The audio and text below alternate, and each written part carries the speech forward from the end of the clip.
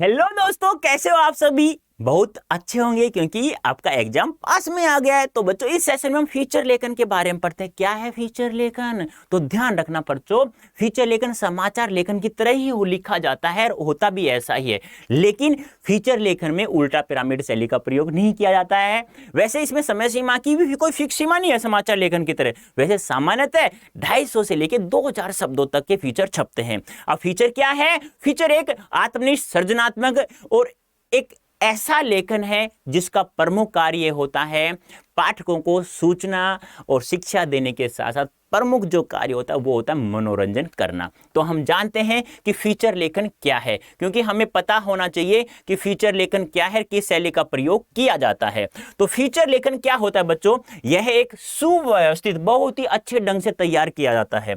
सृजनात्मक, बहुत ही सृजनात्मक कार्य होता है, यानी कि बच्चे सृजनात्मक कार्य करते हैं ना, एक चप्पल से दूसरी चप्पल जोड़ के कहते हैं रेलगाड़ी आ गई है, तो ये सृजनात्मक कार्य होता है। आत्मनिष्ठ लेखन होता है जिसका प्रमुख उद्देश्य क्या होता है?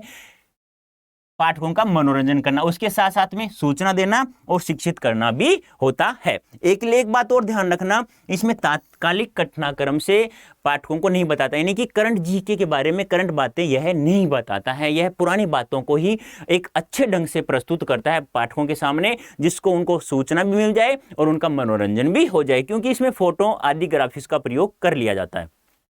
फीचर लेखन की शैली भी समाचार लेखन की शैली से अलग होती है। इसमें वस्तुनिष्ठता और तथ्यों की शुद्धता पर क्या दिया जाता है? जोर दिया जाता है। क्यों? क्योंकि इसमें लेखक के पास अपनी राय, दृष्टिकोण, भावनाएं जाहिर करने का अवसर होता है, लेकिन समाचार लेखन में ऐसा नहीं होता है। समाचार लेखन में लेखक या पत्रकार जो होता है बच्चों, वह अपनी कल्पनाओं, अपने विचारों को प्रकट नहीं कर सकता है, लेकिन फीचर लेखन में ऐसा कर सकता है, जिससे पाठकों का मनोरंजन हो जाता है।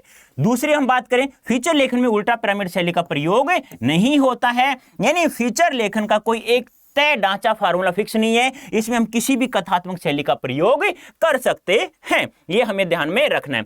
तीसरे हम बात करें तो फीचर लेखन की भाषा समाचारों की विपरीत सरल, रूपात्मक, आकर्षक और मन को छूने वाली होती है। अरे मन को छुएगी तभी तो पसंद आएगी, तभी तो पाठकों का मनोरंजन होगा। तो यही बात है, लेकिन इसका अर्थ यह नहीं है कि फीचर की भाषा और शैली को अलंकारिक या ध्रुव बना दिया जाए। यानी ध्रुव यानी होता है कठिन, अलंकार यानी उसमें अलंकारों का प्रयोग नहीं किया जाता है। ऐसी शैली होती है बिल्कुल सरल और सहज होती है, जिसे अनपढ़ भी यदि सुने ना तो उसे समझ में आ जाए। चौथी हम बात करें, फीचर में समाचारों की तरह शब्दों की कोई अधिकतम सीमा नहीं होती है, लेकिन सामान्यतः फीचर जो होते हैं 250 शब्दों से लेकर 2000 शब्दों तक के फीचर भी छपते हैं अखबार में।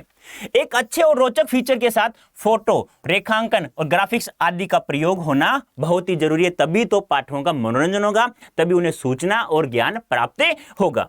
जैसे आप अपने स्कूल उसके सालाना समारोह या अपनी शैक्षणिक यात्रा, स्टडी टूर पर केंद्रित फीचर लिख सकते हैं। आप भी लिख सकते हैं, कहीं घूमने गए हो वापस आकर फीचर लिख सकते हैं। आगे हम बात करें दोस्तों, तो ध्यान रखना यही कारण है कि समाचार और फीचर अलग होने के बावजूद कुछ समाचारों को फीचर शैली में भी लिखा जाता है, लेकिन हर समाचार को फीचर शैली में नहीं लिख सकते। कुछ समाचारों को फीचर शैली में लिख सकते हैं, लेकिन प्रत्येक समाचार को फीचर शैली में नहीं लिख सकते।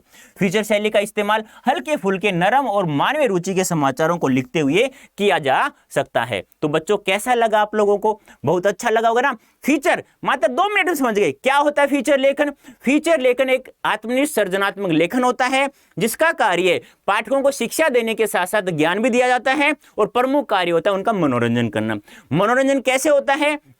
इसमें जो पत्रकार होता है वह अपनी कल्पनाओं, दिल को छूने वाली बात को उसमें लिख देता है, लेकिन ऐसा समाचार में नहीं लिख सकते हैं। तो ध्यान रखना बच्चों, फीचर जो होता है वो 250 शब्दों से लेकर के 2000 शब्दों तक के भी छपे सकते हैं, और उसमें फोटो, ग्राफिक्स आदि का प्रयोग भी कर सकते हैं। तो उम्मीद करता हूं बहुत अच्छा समझ में आ गया होगा। अभी के लिए इतना ही, धन्यवाद, थैंक यू सो मच।